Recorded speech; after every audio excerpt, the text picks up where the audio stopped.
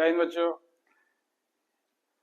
इसके पहले मैं आप लोग को पवन पार्ट 1 का वीडियो शूट किया था। आज मैं उसका दूसरा पार्ट आप लोग के सामने लेके आ रहा हूँ, इसीलिए जो मेरे पहले वीडियो को देखे हैं वो निश्चित रूप से सेकंड वीडियो को देखिएगा। तो आइए हम लोग देखते हैं पवन और उसके प्रकार।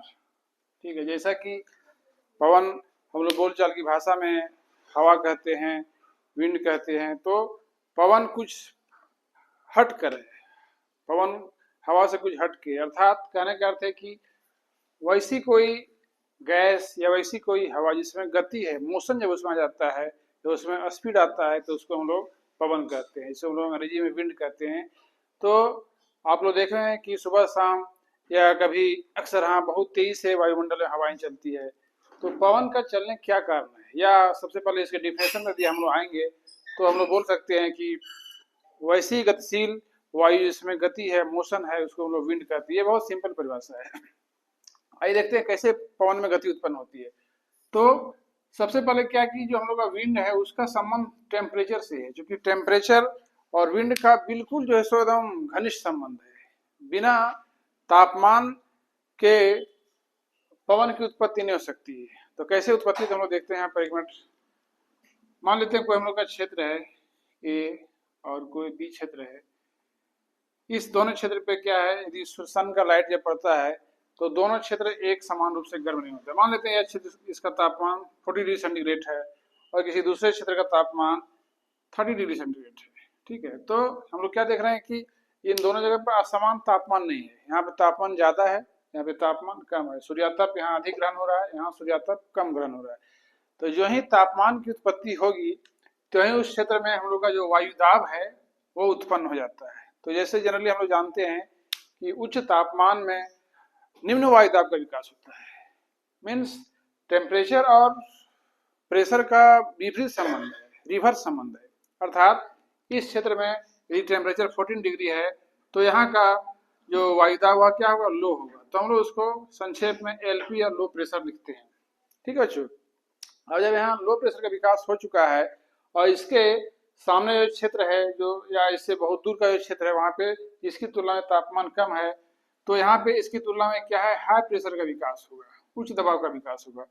तो जो ही वायुमंडल में ऐसी स्थिति उत्पन्न होती है त्यों ही हवा का बहाव उच्च दबाव से निम्न दबाव की ओर होना शुरू हो जाता है। अर्थात हम लोग कह सकते हैं कि इसे हम लोग इन दोनों के अंतर को हम लोग दाब प्रवणता कहते हैं, प्रेशर ग्रेडियंट कहते हैं अंग्रेजी में।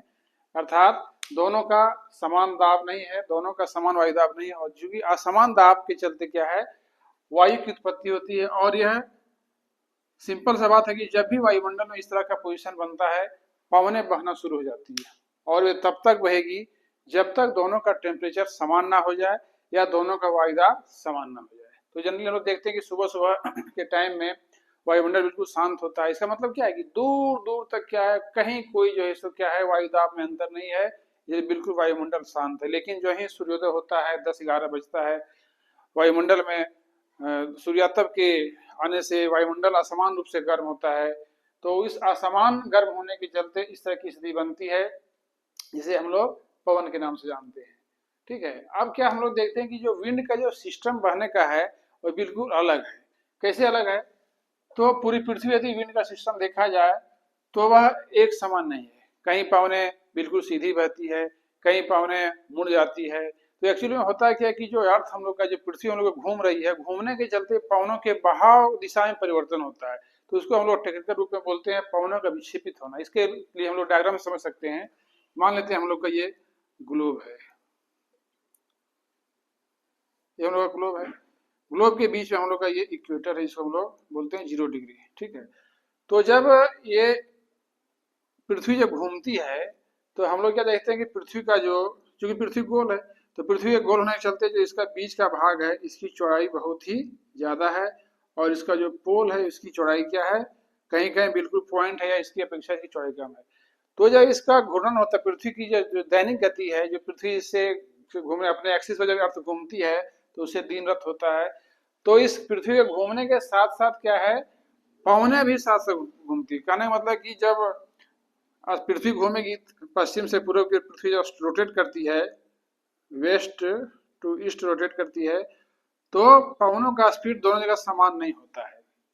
यहाँ पे इक्वेटर का जगह बहुत चौड़ाई लिए हुए है, तो यहाँ पे क्या है, बिल्कुल जो है स्पीड क्या है इसका मध्यम होता है, लो होता है। लेकिन जो जो हम लोग यहाँ से उत्तर दक्षिण की ओर बढ़ते हैं, नॉर्थ पोल और साउथ पोल की तरफ, इसका स्पीड क्या है, बढ़ता जाता है। तो स्पीड के बढ़ने से क्या होता है कि पवनें जो बहती है उसके बहने में भी व्यवधान उत्पन्न होता है, पवनें भी अपने मार्ग से भटक जाती है।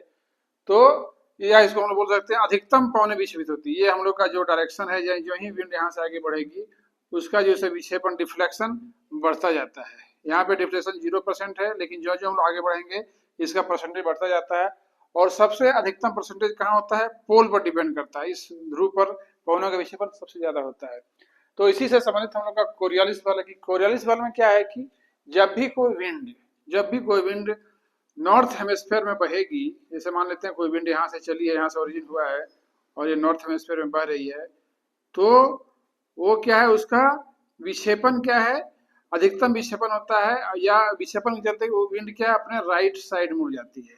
ठीक है, याद रहे कि नॉर्थ हेमिस्फेयर में जब भी कोई विंड बहती है तो अपने दाईं ओर वो मुड़ जाती है। ऐसा क्यों होता है, तो इसी कोरियालिस बल के चलते, या जो पवनों का जो डिफ्लेक्शन है, चूंकि स्पीड एक समान रहने से पवनें का मार्ग भटक जाती है, पवनें अपने मार्ग से हट जाती है और इस तरह से विंड सीधी न बहकर दाएं मुड़ जाती है। मान लेते हैं कोई विंड नॉर्थ हेमिस्फीयर में यहाँ से बह रही है, इधर से बहती हुई आई, तो इसका राइट हैंड किधर है, ये नीचे होगा, तो ये विंड क्या इस तरह से राइट मुड़ जाएगी।